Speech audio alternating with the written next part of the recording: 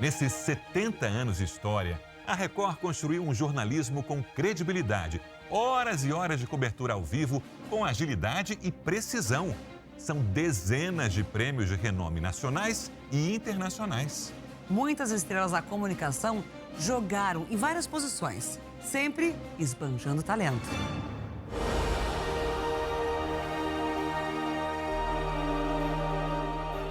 Nesses 70 anos de história, a Record se reinventou muitas e muitas vezes. E nesses anos todos, dos festivais que lotavam o auditório aos sucessos do streaming, a Record continua avançando, com sua marca que é a cara do Brasil, cada vez mais jovem. Mas foi com o jornalismo que a emissora conquistou o país. 7h20 da manhã, o frenesi é total. Aqui o jornal começa às 8h40. É aqui que fica o Fala Brasil. Os microfones já estão prontos. Poucas coisas são gravadas, mas essa é uma delas. O jornalismo ao vivo, 10 horas por dia, é assim mesmo, gente. Insano. Acendeu essa luz aí, sinal que estamos no ar pra valer. Ser jornalista é estar 24 horas ligado, com a informação. Ainda nesta edição, novas informações sobre o massacre na escola dos Estados Unidos. Por sinal, Celso Freitas e Record têm uma relação, digamos, muito próxima. Tem o país de olho no reajuste. O apresentador nasceu 9 dias antes de a emissora ser inaugurada em 27 de setembro de 1953. Ou seja, os dois completam 70 anos. E ambos com fôlego de sobra. De olho em tudo o que acontece no Brasil e no mundo. Agora explica pra gente, Celso. Por que essa cara de bravo, hein? Era um novato.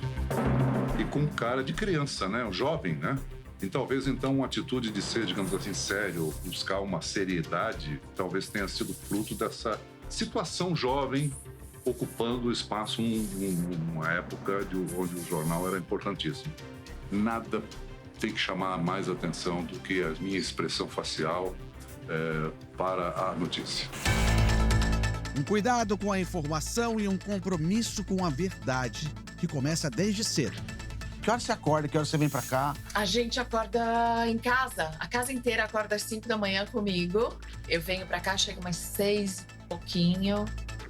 Os repórteres já estão nas ruas. Você tem as diferentes realidades do Brasil. Você tem São Paulo, Rio de Janeiro, Belo Horizonte, Porto Alegre, Salvador, Recife, Fortaleza. Não cabe tudo numa TV só. Todo mundo ao vivo nesse instante. E lá se vão 50 anos de profissão. Por sinal, Celso Freitas e Record têm uma relação, digamos, muito próxima.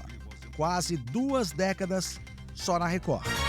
Em termos de carreira, foi significativo, por exemplo, a cobertura da eleição do primeiro presidente negro, Barack Obama.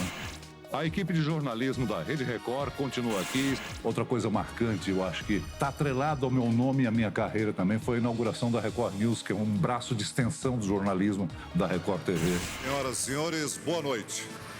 27 de setembro de 2007. E quem aí se lembra do Celso Freitas no Domingo Espetacular, hein? Ele foi o primeiro apresentador do programa em 2004, ao lado de Lorena Calabria, e que ainda contava com Otaviano Costa e Amália Rocha. Olá, boa noite. Está no ar Domingo Espetacular. E agora apresenta o Jornal da Record diariamente com aquela credibilidade que a gente conhece. E na volta, o dilema do café da manhã em tempos de inflação alta. Então, sentar aqui na bancada, junto ao lado do Celso Freitas, para apresentar as notícias de um dia inteiro de apuração, é uma super honra. Esse é Celso Freitas. Só me resta dizer, então, parabéns pela brilhante carreira e boa noite. Tchau, valeu. Gente. Obrigado. Valeu, Obrigado. Um jornalismo de credibilidade e também de investigação. Nas guerras, ele estava lá. Estamos no distrito de Saloma, uma das áreas mais atingidas de Kiev. Nas catástrofes pelo mundo, também. E eles ainda têm esperança de que haja sobrevivência. O menino Francisco Roberto Cabrini nasceu em Piracicaba, interior de São Paulo, em 3 de outubro de 1960. Aos 16 anos, se tornou repórter de rádio de Piracicaba. Eu cresci ouvindo rádio. O meu pai, ele sempre almoçava com um radinho de pilha do lado. Então, o rádio sempre pertenceu à minha cultura e ao meu imaginário. Aos 17 anos, Cabrini entrava para o mundo do jornalismo televisivo. Aos 22, se tornou o mais jovem correspondente internacional da televisão brasileira. Cobriu 5 Copas do Mundo e 5 Olimpíadas. E foi no mundo do esporte que ele conheceu Ayrton Senna da Silva. Essa foto aqui foi tirada em Portugal, em Sintra, e eu me considero um felizardo de ter tido tanto acesso e ter tido o Ayrton como um amigo, né? Um profissional, claro, eu não deixava de fazer as perguntas que eu tinha que fazer e ele sabia disso. Cabrini foi o primeiro jornalista do mundo a dar a notícia que nunca gostaria de ter dado. Morreu Ayrton Senna da Silva, que é uma frase simples, mas foi na simplicidade que se deu a dimensão do que estava acontecendo naquele instante, né?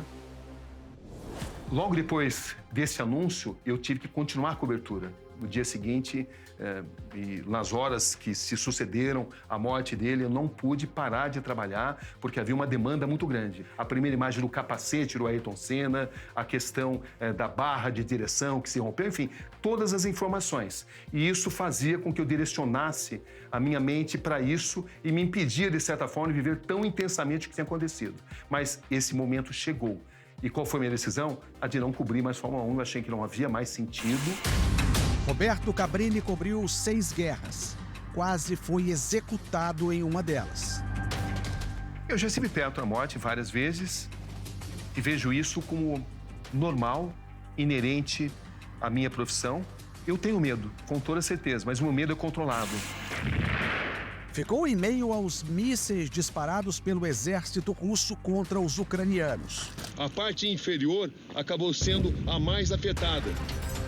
Os bombardeios aconteciam sempre à noite e algumas das explosões, alguns dos alvos de destruição foram muito próximos de onde a gente estava e você esperava as primeiras luzes do dia para sair à rua para ver e ter a dimensão do que tinha sido destruído. Para as pessoas é o Roberto Cabrini, para nós é o meu pai que está lá e é meu pai que talvez não volte. Quando é menor, né, a gente não tem a percepção de tudo isso, né? Quem acalmou muita gente é minha mãe.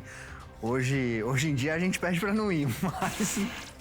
Cabrini conquistou os prêmios mais importantes do jornalismo brasileiro. E recentemente, por exemplo, nós ganhamos esse daqui, ó, pela cobertura no Afeganistão, pela Rede Record. Esse é um prêmio muito importante, que é a Associação Paulista dos Críticos de Arte. Na Record, Roberto Cabrini apresentou vários programas jornalísticos, como Repórter Record, Repórter Record Investigação e atualmente é responsável pela grande reportagem do Domingo Espetacular e comanda o Câmera Record, exibido logo após o Domingo Espetacular. A nossa missão não é fazer com que as pessoas pensem como nós pensamos. A nossa função é provocar reflexão. É assim que eu vejo a profissão. Afeganistão, aqui vamos nós. Nessas décadas de sucesso, foram dezenas de prêmios nacionais e internacionais ganhos pelo jornalismo. Todos sabem que muitos morrem nessa jornada. Destaque para os 5 prêmios ESSO. Foram 3 estatuetas do prêmio Vladimir Herzog, uma do prêmio One World. The winner of the TV Docs Award is Agriculturas Violentadas by Record TV. E outra da CIP, a Sociedade Interamericana de Imprensa. Até aqui, são 3 prêmios Rei da Espanha, um dos mais prestigiados da Europa, e 2 indicações ao Emmy, o maior prêmio da TV mundial. A produção original Linchamentos, disponível no Play Plus, mostra os assassinatos brutais cometidos por multidões no Brasil. Reportagens e documentários, denúncias feitas no Brasil e em outros países, séries investigativas que construíram a credibilidade do nosso jornalismo. O esporte também brilha no jornalismo da Record. Polêmico. Põe pão pra mim. Põe pão pra mim. Dá um choro hoje aqui. Falastrão. Gente, olha aqui, ó. Isso aqui o Flávio Adalto me trouxe, ó. Pô, no Corinthians não pode ser lanterna, presidente. Você sabe, pega mal, presidente. Realmente eu chegava lá, era uma festa, sabe? Eu era estrela. Brincalhão. Aliás, eu soube que o César Filho roubou meu camarim. Sim. Lá. Vou processá-lo. A primeira aparição dele na TV foi na Record. Silvio Luiz Pérez Machado de Souza, ele tinha um programa lá, tipo Perdidos da Noite do Faustão, uma bagunça. Mas dava uma audiência danada, era só brincadeira e tal, e eu fiquei tremendo, porque estava chegando a minha vez, eu tremia. Quando a gente fala de 70 anos de Record, não tem como não falar do senhor, né, seu Milton? Tive uma boa passagem lá. Tem maior carinho pela Record. Quero mostrar a cadeira do Osmar de Oliveira que tá vaga hoje, sabe por quê? Demos folga pra ele, porque ontem ele ganhou da grandona.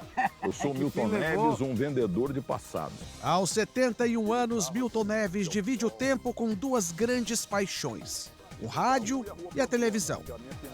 Em 2003, chegou a apresentar 4 programas na Record. Sempre ao meu lado. Se você tivesse que traduzir Milton Neves na televisão, como é que você definiria? Um cara muito esforçado, sortudo pelos canais que me contrataram. E eu tenho a profunda gratidão, eu já falei. E nunca vou esquecer esse pessoal, não. Construiu um império com o trabalho. Ganhou fama de rei do merchandising de tantos comerciais que fazia durante os programas. Mas isso provoca tanta inveja, rapaz. E com um apito amigo na mão e um cenário como esse aqui, que Milton Neves e sua trupe do Debate Bola entravam na sua casa diariamente na hora do almoço. O desafio era falar de esporte com bom humor. Aí as ideias pipocavam. Eles chegaram a colocar um caixão dentro do estúdio, com direito a velório e as carpideiras que choravam sem parar. E todo mundo, mas todo mundo mesmo, se divertia. Como é que surgiu tudo isso, Milton? O apito também foi o grande corintiano Mário Quaranta que me arrumou lá, que era o assessor do Edu Zebini, que era o diretor de esportes. Aí eu fazia o programa abraçado, não? Eu lembro disso. E na nomenclatura esportiva, o apito amigo está consagrado. O caixão também foi a mesma coisa. Nunca o Corinthians teve um domingo tão triste em sua vida desde 1910. Então desejo mais 70 anos, por enquanto, para a Record.